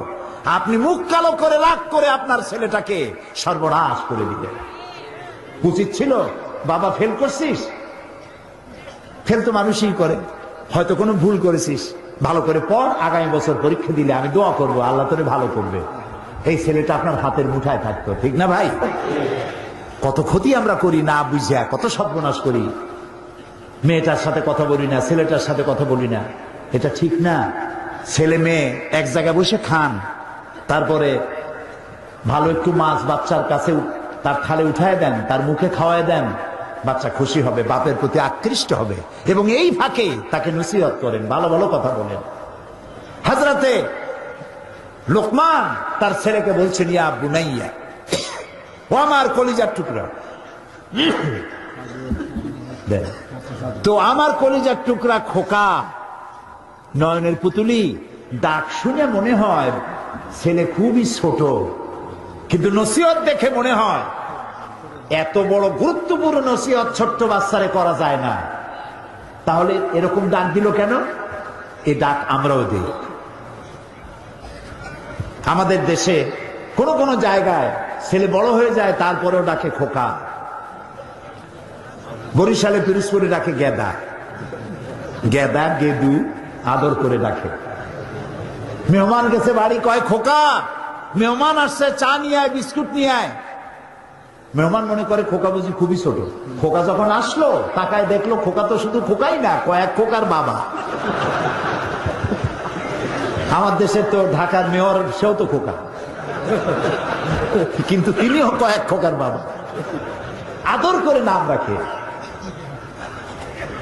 হযরত লোকমান ছেলেকে ডাকছেন, ও খোকা, ও কলিজার টুকরা নয়নের পুতুলি বাচ্চা আমার, ইয়া বুনাইয়া। ছেলের মন, চোখ, কান, দিল সব বাপের প্রতি রুঝান হয়ে গেছে। আমার আব্বা কি বলতেছেন এত সুন্দর করে দেখে। বাপ বলতেছে আকিমিস সালাত, ও আমার আব্বা, ও আমার কলিজার টুকরা, নামাজ প্রতিষ্ঠা করো। আমরা কি এরকম আমাদের ছেলে মেয়েদেরকে বলি? বললে অনেক ভালো হইতো, বলি নেই। নামাজ প্রতিষ্ঠা করো, ওয়ামুর বিল মারুফ, আর ভালো কাজের আদেশ করো, ওয়ানহা আনিল মুনকার, আর সমস্ত খারাপ কাজ থেকে মানুষকে ফিরায় রাখো, ওয়াসবির আলা মা আসাবাক। আর এই কাজ করতে গেলে বাধা আসে। যখনই মানুষকে নামাজের কথা বলবেন, রোজার কথা বলবেন, বলবে যে এই লোকটা স্বাধীনতা বিরোধী, এই নামাজ রোজার কথা বলে মৌলবাদী। হ্যাঁ, সর্বনাশ, মৌলবাদী।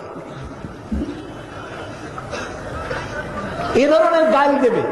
যত গালি দিক, আপনাকে চিন্তা করতে হবে নামাজ প্রতিষ্ঠা করতে গিয়ে নবী করিম সাল্লাল্লাহু আলাইহি ওয়াসাল্লামের দান্দার মোবারক শহীদ হয়েছে, সাহাবায়ে কেরাম জীবন দিয়েছেন।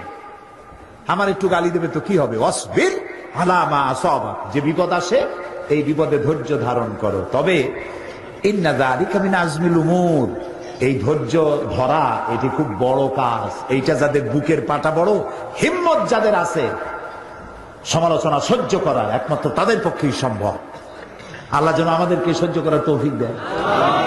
ভালো কাজের আদেশ দাও, অন্যায় কাজ থেকে মানুষকে ফিরায় রাখো। এ কাজটি নবীদের, উম্মতের, দলের, মোমেন পুরুষ মোমেন নারী, প্রত্যেক ব্যক্তির। আল্লাহ বলছেন এ কাজটি রাষ্ট্রের। এ কাজটি কার?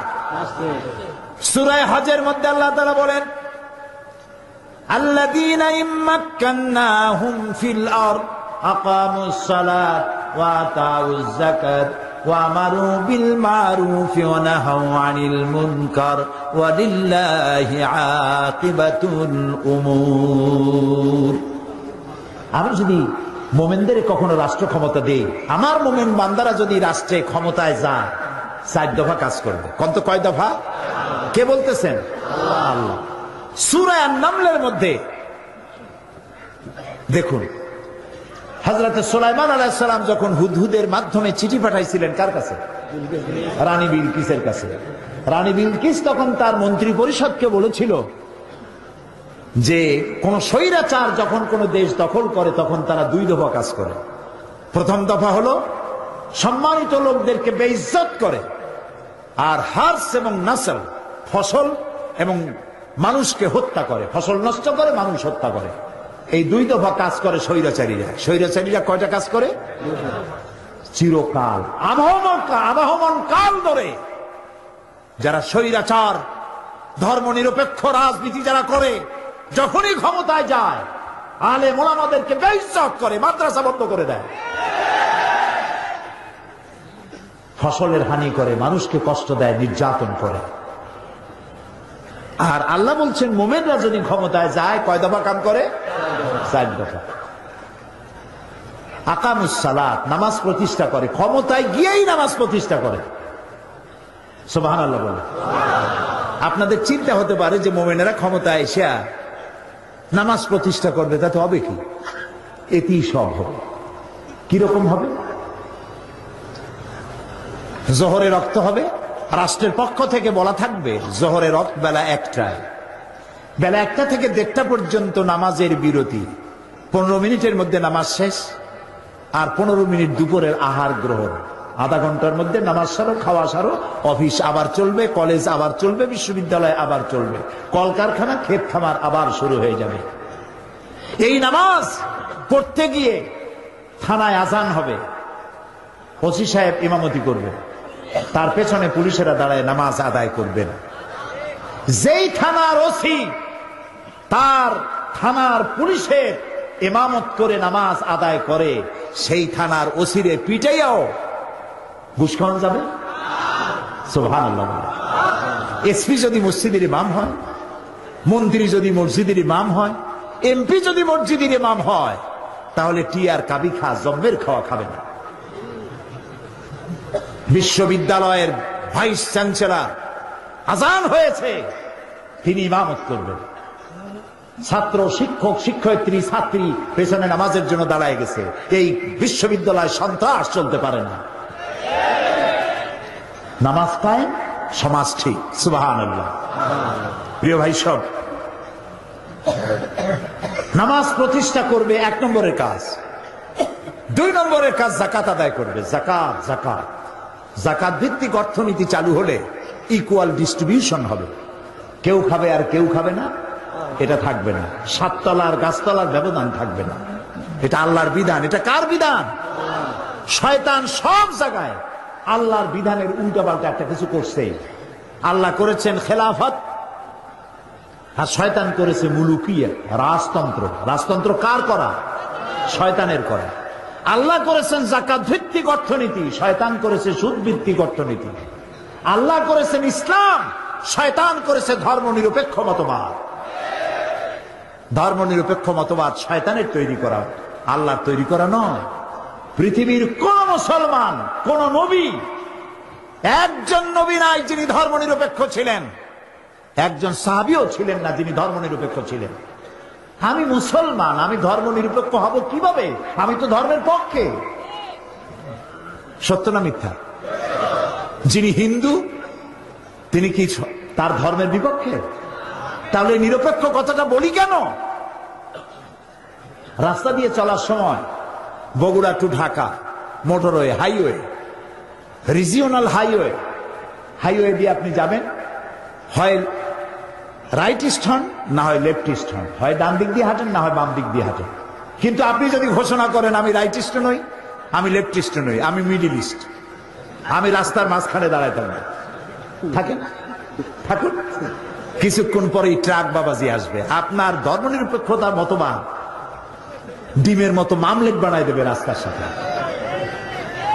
কাজী ধর্মের হয় বলুন আমি ধর্মের পক্ষে, আর না হয় বলুন আমি ধর্মের বিপক্ষে। নিরপেক্ষ হলে পরে শয়তান খুশি হবে, এক লাথি দিয়ে জাহান্নামে ফেলে দেবে। মুসলমানের জন্য ধর্ম নিরপেক্ষ জায়েজ নাই, হারাম, হারাম, হারাম।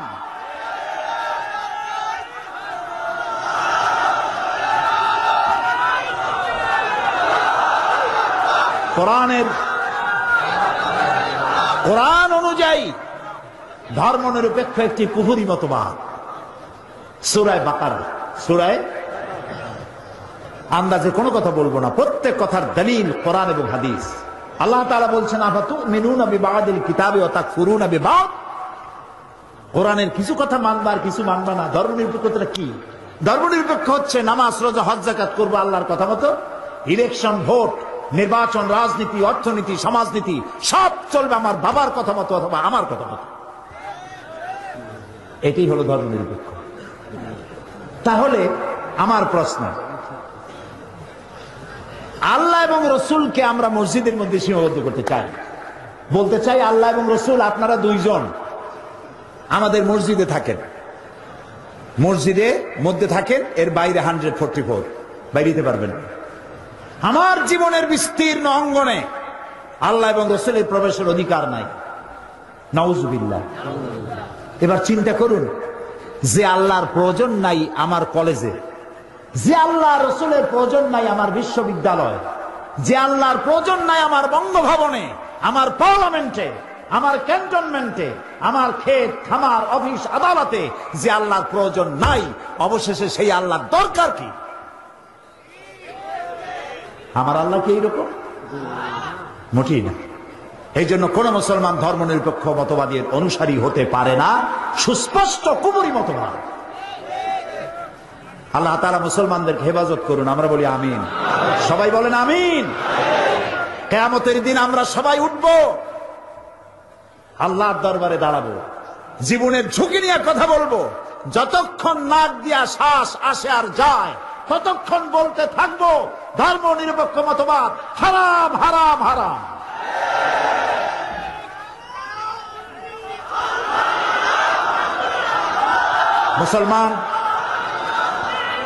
মুসলমানদেরকে ধর্মের পক্ষে থাকতে হবে।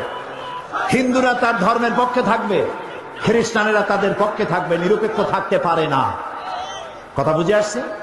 আল্লাহ তাআলা তৌফিক দিন আমরা যেন বুঝি। আর যারা ওই মতবাদে আছেন আল্লাহ তাদেরকে ফিরাইয়া আমাদের কাছে আনায় দিন। আল্লাহুম্মা আমিন, আল্লাহুম্মা আমিন। প্রিয় ভাই সব, 6 নম্বরে আমিরুনা বিল মারুফ, 7 নম্বরে নাহুনা আনিল মুনকার। অন্যায় কাজ থেকে মানুষকে ফিরাতে হবে। আজ আমাদের সমাজে অন্যায় ক্রমান্বয়ে বাড়তেছে না? এই যে বোমাবাজি হচ্ছে, অন্যায় কাজ আর কি? আমরা এই যে বোমাবাজি হচ্ছে সমাজের সর্বত্র, আজ চতুর্দিকে বোমা আর বোমা। না, এই বোমা দিয়ে এই যে মামুন ধরা পড়লো, আপনারা সবাই দেখছেন না টিভিতে? একটু কথাটা তো কন। জি। তারা জিজ্ঞেস করলো তুমি বোমা মারছো কেন বিচারককে? সে বলল বিচারকরা মানুষের তৈরি করা আইন দিয়ে বিচার করে, আল্লাহর আইন দিয়ে করে না। তুমি কি চাও? সে বলেছে আমি আল্লাহর আইন চাই, সেই জন্য ওরে মারা ওয়াজে, ওরে আমি মারছি। আচ্ছা তুমি যদি এখন মরে যাও, কয় যে আমি বেহেশতে চলে যাবো, আমি শহীদ হব। প্রিয় ভাই সব, এই ছেলেটাকে আমি সব থেকে, এই ছেলেটাকে যারা এই কথা বুঝাইছে, মূল আসামি তো তারা। আজকে সকালে কোথায় যেন বলতেছিলাম, আমি ঠিক খেয়াল নাই, অনেকগুলি প্রোগ্রাম আজকে করেছি। ক্যারাম বোর্ড অনেকে খেলেছেন, আপনারা খেলছেন না? আমিও খেলেছি ছোটবেলায়। ক্যারাম বোর্ড কি? গুটি চালা, তাই না? একটা গুটি মারলেন, সামনে আর একটা গুটিকে মারতেছেন আপনি, কিন্তু আপনার টার্গেট হলো রেড, ঠিক কিনা? যেটা মারতেছেন ওটা কিন্তু টার্গেট না। এই গুটি ওইটাকে হিট করলো, ওইটা এসে লালটাকে হিট করে পকেটে ভালাই দিল, লালটা টের পেল না কোন গুটির ধাক্কা খাইয়ে সে আসলে পড়েছে। মামুনেরা রেড গুটি, এদের পেছনে আছে বিরাট শক্তি। বিশ্বাস করুন, আমার দেশের জজ সাহেবরা আইন নিজেরা তৈরি করেন না। সিভিল কোর্টে কিছু আইন তো আছে, ইসলামী আইন তো কিছু আছে সিভিল কোর্টে, ফ্যামিলি ল, মুসলিম ফ্যামিলি ল যেটা আছে, এটা তো আইন, কিছুটা ইসলামী আইন আছে তো। এবং ব্রিটিশ আইন, বাংলাদেশের কিছু আইন, প্যানেল কোড যেটা, সেটা সেভাবে ক্রিমিনাল ল যেটা, সেটা তৈরি করা। এখানে তো জজদের কোনো দোষ নাই। এইখানে জজদেরকে হত্যা করার পরে সে বলল যে আমি শহীদ হব। বেটা তুই শহীদ হবি? তুই তো জাহান্নামে যাবি, চিরকাল জাহান্নামে থাকতে হবে। কারণ শুনুন কোরআন কি বলে। আল্লাহ রাব্বুল আলামিন বলেন, মান কাতালা নাফসান বিগাইরি নাফসিন আও ফাসাদিন ফিল আরদি ফাকান্নামা কাতালান নাসা জামিআ। যে ব্যক্তি কোন একজন মানুষকে হত্যা করলো, সে যেন সারা পৃথিবীর সব মানুষকে হত্যা করলো। কে বলতেছেন? আল্লাহ বলতেছেন, সে যেন সারা পৃথিবীর সব মানুষ মেরে ফেললো। ওয়ামান আহইয়াহা ফাকান্নামা আহইয়ান নাসা জামিআ। আর কেউ যদি একটা মানুষকে বেঁচে থাকার সুযোগ করে দিল, সে যেন সারা পৃথিবীর সব মানুষকে বেঁচে থাকার সুযোগ করে দিল। একটা মানুষ হত্যা করার অর্থ সারা পৃথিবীর সব মানুষ হত্যা করা। নবী করিম সাল্লাল্লাহু আলাইহি ওয়াসাল্লাম বলছেন, লা যাওয়ালুদ দুনিয়া আহওয়ানু আলাল্লাহি মান কাতালা মুমিনান বিগাইরি হাক্কিল মুমিন আকরামু আলাল্লাহি মিনাল মালাইকাতি আল্লাযীনা ইনদাহু। আল্লাহর কাছে, আল্লাহর নিকটে অবস্থানকারী ফেরেশতার চাইতে মুমিন ব্যক্তি আল্লাহর কাছে অনেক মর্যাদা। কেউ যদি একজন মানুষকে হত্যা করে, আল্লাহর কাছে গোটা দুনিয়া ধ্বংস হওয়া সহজ, একটা মানুষ হত্যা হওয়া এর থেকে বেশি কঠিন। রাসূলুল্লাহ বলছেন, আল্লাহ নবী বলছেন, আউয়ালু মা ইয়াকদা বাইনান নাসি ইয়াউমাল কিয়ামাতি ফিদ দিমা। কিয়ামতের দিন আল্লাহ তাআলা রক্তের হিসাব নেবেন সকলের আগে, খুনের বিচার করবেন সকলের আগে। মানুষের রক্তপাত করা মুসলমানের জন্য জায়েজ নাই। যদি কেউ কাউকে হত্যা করে আর বিচারক যদি বিচার করে যে তাকে প্রাণদণ্ড দাও, হত্যা করো, ব্রাশ ফায়ার করো, কোর্ট মার্শাল করো, সেটা ভিন্ন কথা। কিন্তু নিরাপরাধ মানুষকে ষড়যন্ত্র করে হত্যা করা আল্লাহর আইন। এ কি আল্লাহর আইন? আল্লাহর আইন চালু করার জন্য মানুষ হত্যা করা এটা কোন আইন? এভাবে যারা মানুষকে হত্যা করবে তাদের শাস্তি কি? সূরা মায়েদার 33 নম্বর আয়াত মনে রাখেন। সূরা মায়েদা 33 নম্বর আয়াত আল্লাহ তাআলা বলেন, ইন্নামা জাযাউল লাযীনা ইউহারিবুনাল্লাহা ওয়া রাসূলাহু ওয়া ইয়াসআউনা ফিল আরদি ফাসাদান আন ইউকাত্তালু আও ইউসাল্লাবু আও তুকাত্তা আইদিয়াহুম ওয়া আরজুলুহুম মিন খিলাফিন আও ইউনফাউ মিনাল আরদ। যারা আল্লাহ এবং তার রাসূলের বিরুদ্ধে যুদ্ধ করে, অর্থাৎ জমিনে সন্ত্রাস করে, বিপর্যয় সৃষ্টি করে, তাদের জন্য আল্লাহর পক্ষ থেকে নির্ধারিত শাস্তি হচ্ছে তাদেরকে হত্যা করো।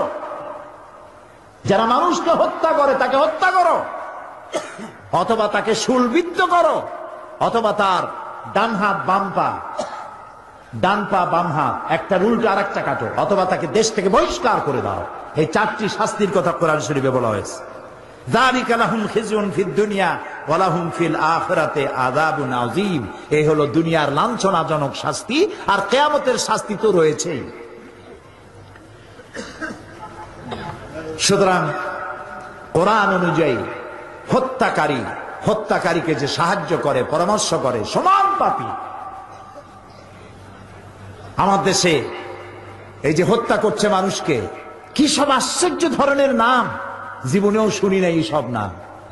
হরকতুল জিহাদ, নতুন নতুন আন্দোলন, জামাতুল মুজাহিদিন, জুমরাতুল মাসাকিন, আবার নতুন আরেকটা সংগঠন নাকি হচ্ছে, ওটার নাম হয়েছে পত্রিকায় দেখলাম আল জঙ্গিতুল জংলা। এটা আবার কোন জঙ্গি আল্লাহ জানে। মাথায় টুপি, মুখে দাড়ি, পরনে লুঙ্গি, বাংলা ভাই ইংরেজি ভাই।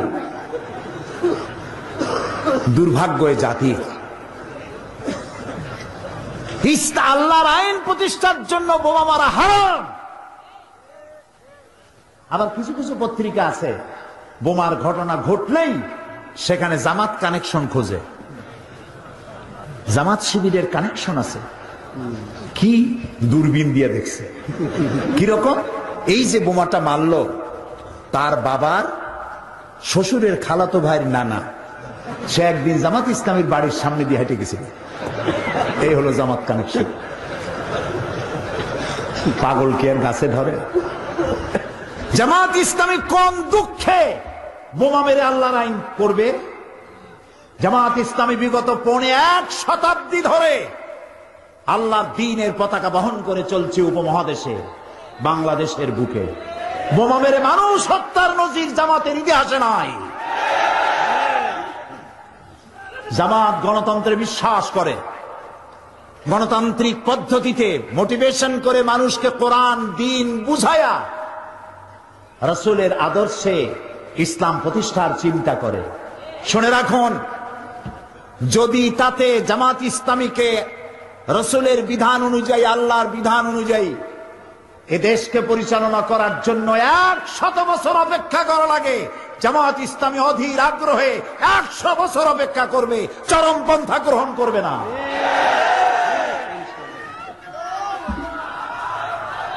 সুতরাং কথায় কথায় জামাত আর শিবিরকে আক্রমণ যারা করছেন, আপনাদের মতলব বুঝি।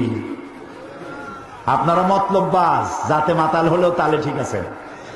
ইসলামকে বদনাম করার জন্য এই কাজগুলি আপনারা করেন।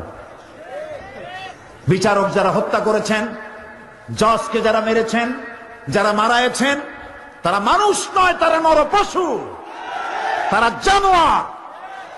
এই জন্য আমি অনুরোধ করবো আপনাদেরকে, জেএমবির সদস্য যেখানে পাবেন, যেখানে হরকতুল জিহাদ পাবেন, এইসব কাগজপত্র শুদ্ধা পাবেন, গরুর দড়ি দিয়ে বেঁধে পুলিশে সোপর্দ করবেন।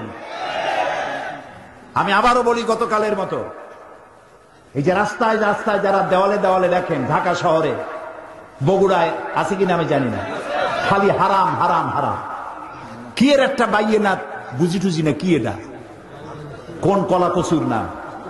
এই নাম দিয়ে গণতন্ত্র হারাম, পার্লামেন্ট হারাম, নির্বাচন হারাম, লং মার্চ হারাম।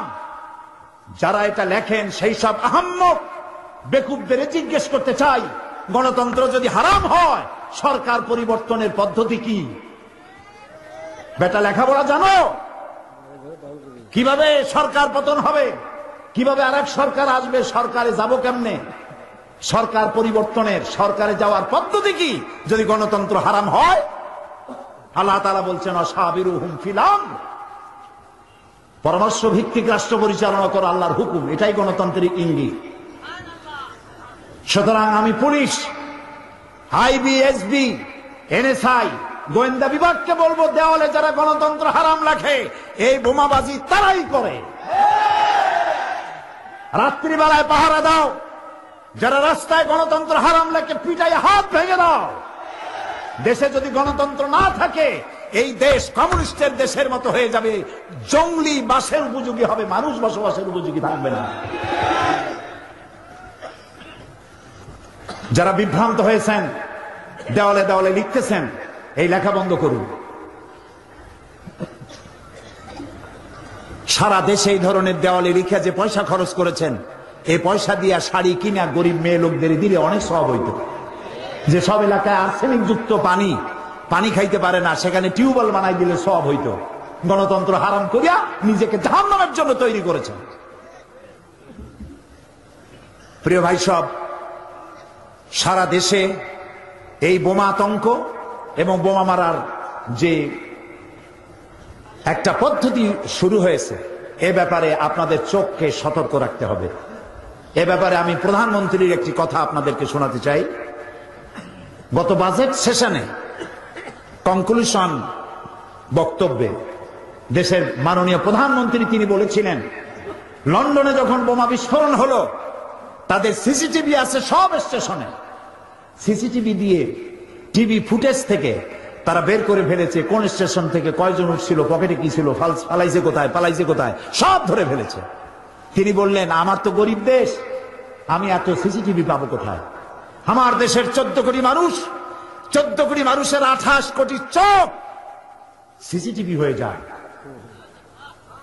আপনাদের চোখগুলি সিসিটিভি হয়ে যাক, রাস্তায় চলাফেরায় ওঠা বসা। আমি প্রত্যেক মাকে বলবো, যত মা এসেছেন প্রত্যেক মাকে বলবো, প্রত্যেক পিতাকে বলবো, আপনার সন্তান, আপনার মেয়ে, তাদের পড়ার রুম খুঁজুন, ড্রয়ার দেখুন, বালিশের তলা দেখেন, কাদের বই আছে, কাদের লিফলেট আছে। জেহাদ আর কেতাল দিয়ে আল্লাহর আইন তারা কায়েম করতে চায়, গণতন্ত্র হারাম করে দিয়ে। এসব ছেলেদেরকে ফিরান। বাংলা ভাই শায়েখ রহমান, একজন হুজুর, আমি তার নাম বলবো না, তিনি বলছেন শায়েখ রহমানের সাথে জামাত ইসলামীর নারীর সম্পর্ক আছে। আমি এক জায়গায় আলোচনায় বললাম, হুজুর, জামাতের সাথে শায়েখের নারীর সম্পর্কে আছে, এটা যদি আপনি এতই বোঝেন আর জানেন, তাহলে পীরগিরি না করিয়া গোয়েন্দা বিভাগে চাকরি নেন, দেশের উপকার হবে। আব্দুর রহমানের সাথে জামাতের নারীর সম্পর্ক তালাশ করলেন, পাইয়া গেলেন, কিন্তু আব্দুর রহমান যে আওয়ামী লীগের দুলাভাই তা আপনি খুঁজে পান নাই।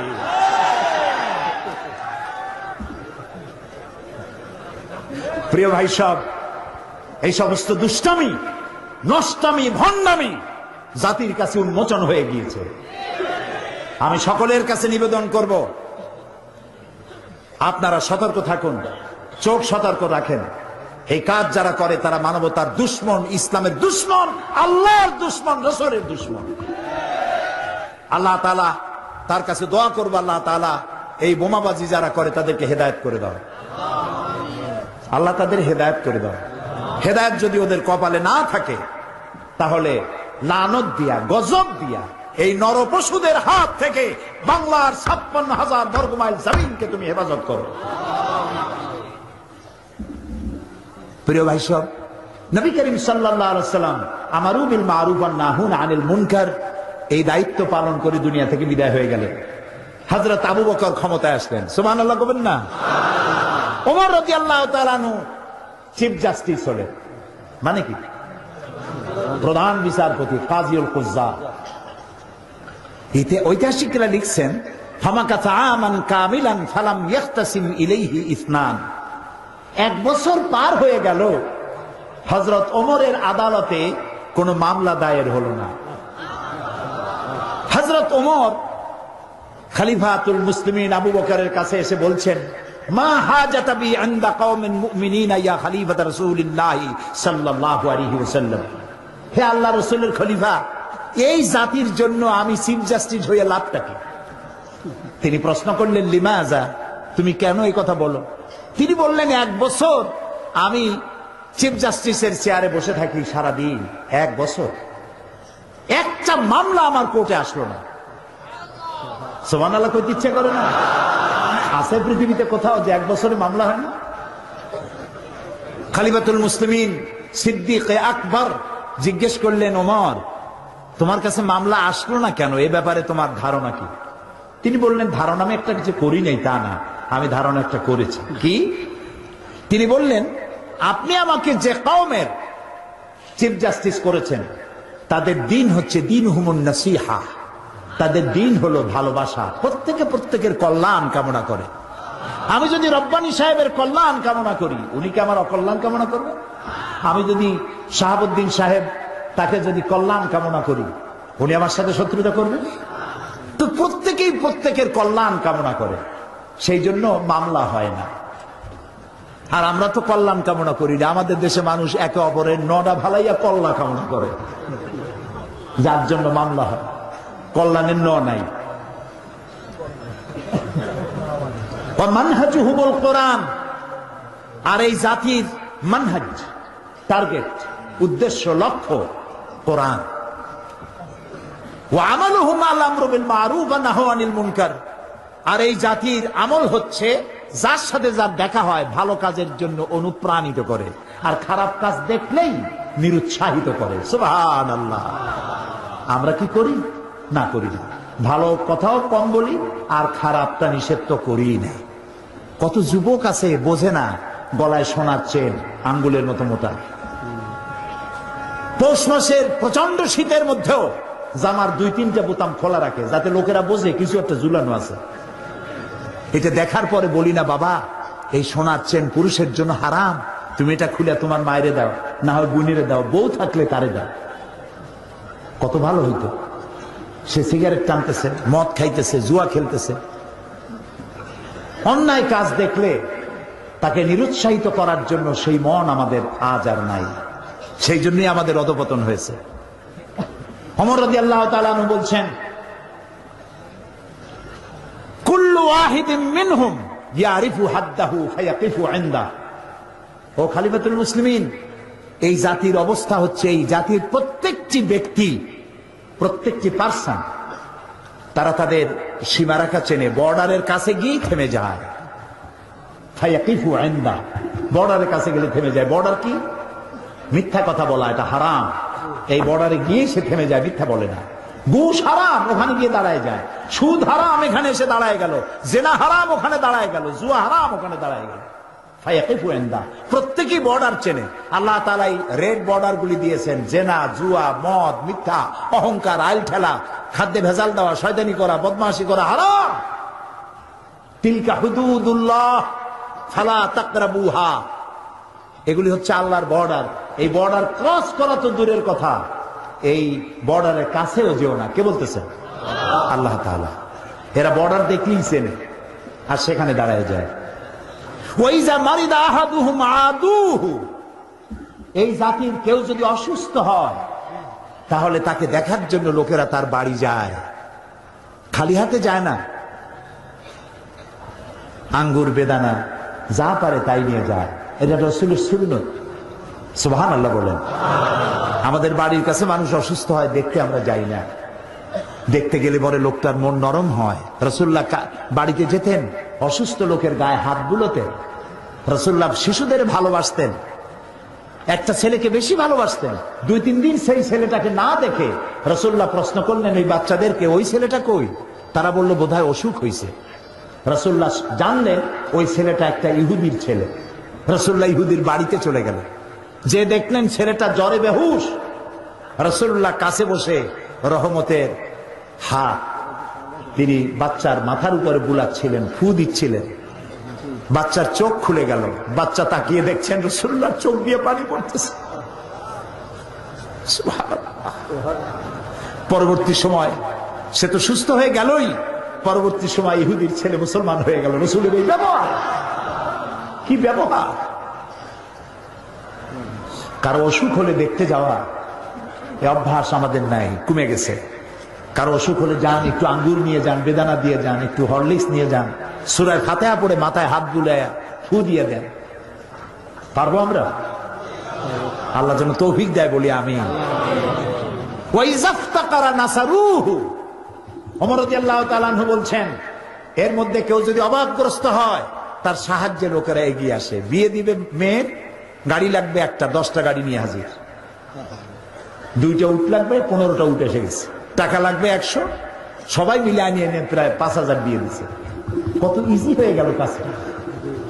হযরত ওমর বলছেন, ফাফি মা হুম ইয়াখতাসিমুনা ইলাইয়া ইয়া খলিফাত রাসূলুল্লাহ সাল্লাল্লাহু আলাইহি ওয়াসাল্লাম।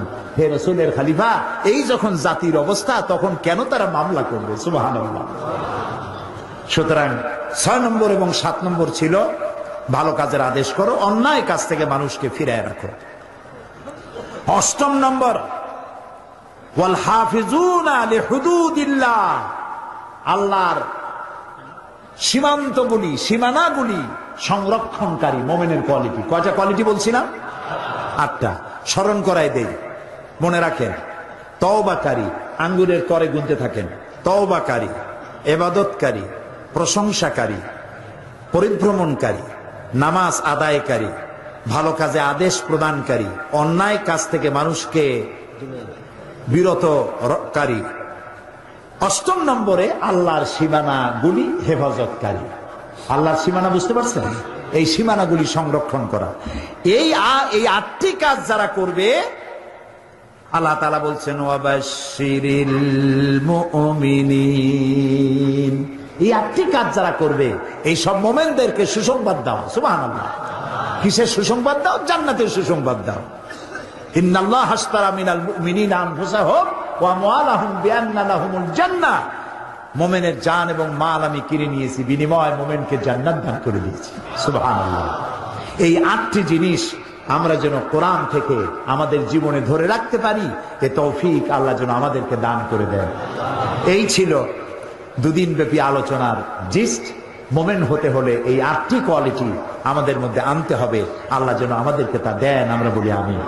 প্রিয় ভাই সব, আমি এখন মোনাজাত করব। মোনাজাতের আদব হলো বসা। দাঁড়ানো ভাইরা সবাই বসেন, আর আপনাদের মধ্য থেকে কেউ যদি হাঁটে, বসা মানুষেরা দাঁড়ানো মানুষে বসায় দেয়। কারণ এটি একটি ওয়াসওয়াসা। মোনাজাতের নাম শুনলে মুসলমান হাঁটে, এটা দুর্ভাগ্য। যিনি হাঁটেন তার জন্য দুর্ভাগ্য। আল্লাহ বসার তৌফিক দিন, বলেন আমিন। আচ্ছা, একটু জিকির করেন, লা ইলাহা ইল্লাল্লাহ, লা ইলাহা ইল্লাল্লাহ। আরো জোরে, লা ইলাহা ইল্লাল্লাহ। বসেন, একটু পরেই তো দাঁড়াবেন, বসেন না। বসতে বললাম তখন যদি দাঁড়ান, এটা তো খুব খারাপ। আপনি দাঁড়ায় যদি মানুষের মাথা দেখতে চান, আর সবাই যদি দাঁড়ান, তাহলে একে অপরের কল্লা ছাড়া দেখবেন কি? এই জন্য বসেন, বসেন। এই বিশাল জনসমুদ্র, হাত তুলবো কার কাছে? বলেন সবাই জোরে, সুবহানাল্লাহ। আর আল্লাহর নাম রহমান রহিম, এতগুলি মানুষ কানবে, আল্লাহ তাআলার দয়ার সাগর উতলে উঠবে। সুবহানাল্লাহ। প্রিয় ভাই সব, মোনাজাতের জন্য দাঁড়ানো ভাইদেরকে বসতে বলেছে। রাস্তায়, পথে, ঘাটে, যিনি যেখানে আছেন সেখানে বসে পড়ুন। আর একটু জিকির করেন, সুবহানাল্লাহ, আলহামদুলিল্লাহ, লা ইলাহা ইল্লাল্লাহ। জোরে, সুবহানাল্লাহ, আলহামদুলিল্লাহ, লা ইলাহা ইল্লাল্লাহ। সুবহানাল্লাহ, আলহামদুলিল্লাহ, লা ইলাহা ইল্লাল্লাহ। আরো জোরে, সুবহানাল্লাহ, আলহামদুলিল্লাহ, লা ইলাহা ইল্লাল্লাহ। সুবহানাল্লাহ, আলহামদুলিল্লাহ, লা ইলাহা ইল্লাল্লাহ। দেখুন, সুবহানাল্লাহ, আলহামদুলিল্লাহ, লা ইলাহা ইল্লাল্লাহ।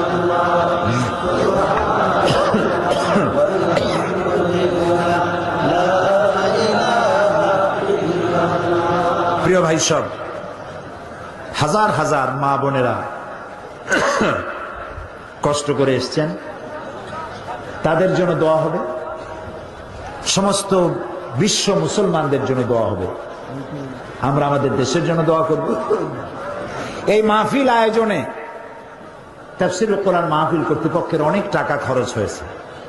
পোস্টারিং, লাইটিং, মাইকিং, মঞ্চ, প্যান্ডেল। আপনারা সকলে মিলে যদি কিছু সহযোগিতা করেন তাহলে তাদের ঋণগ্রস্ত থাকতে হবে না। আল্লাহ তাআলা বলেছেন তাআওয়ানু আলাল বিররি ওয়াত তাকওয়া ওয়ালা তাআওয়ানু আলাল ইসমি ওয়াল উদওয়ান। ভালো কাজের সাহায্য করো, সহযোগিতা করো। এটা কি কাজ বলেন সবাই? এই কাজে সাহায্য করবেন। এদের চাদর থাকবে চতুর্দিকে, আপনি খুঁজে নেবেন কোথায় চাদর আছে। যাওয়ার সময় সবাই যা পারেন কিছু দিয়ে যাবেন। রাজি আছেন তো? আপনি দিয়ে যাবেন। এ হলো 1 নম্বর কথা। কেউ না দিয়ে যাবেন না, সবাই দিবেন, যা পারেন তাই দিবেন। 2 নম্বর কথা হচ্ছে তাফহিমুল কোরআন কিনতে পাওয়া যাবে, তাফহিমুল কোরআন কিনে নিয়ে যাবেন। আর আমি যে মিশরের কথা বললাম, এইখানে নবী রাসূলদের অনেক ইতিহাস রয়েছে। আমি মিশর ভ্রমণের সময় আমার ভ্রমণ কাহিনী লিখেছি নীল দরিয়ার দেশে। এটি মঞ্চের পাশেই পাওয়া যাবে, আপনারা নিয়ে যাবেন। এবং আল্লাহ কোথায় আছেন, মৃতদেহ নিয়ে আল্লাহ কি করবেন, খুব কম পয়সা দাম, এগুলি আপনারা নিয়ে যাওয়ার চেষ্টা করবেন। আল্লাহ তাআলা সকলকে, আরো বহু বই কিতাব আছে, আপনাদের নেওয়ার চেষ্টা করবেন, বইপত্র কিনে নেবেন। ইসলামী বইপত্র আপনাকে উপকার করবে। কোরআন পড়বেন, হাদিস পড়বেন, ইসলামী আন্দোলনের দাওয়াত দিবেন, সব জায়গায় মানুষকে দাওয়াত দিবেন, মানুষ যেন ইসলামের দিকে বেশি পরিমাণে আসতে পারে। আল্লাহ যেন তৌফিক দেন, আমরা বলি আমিন।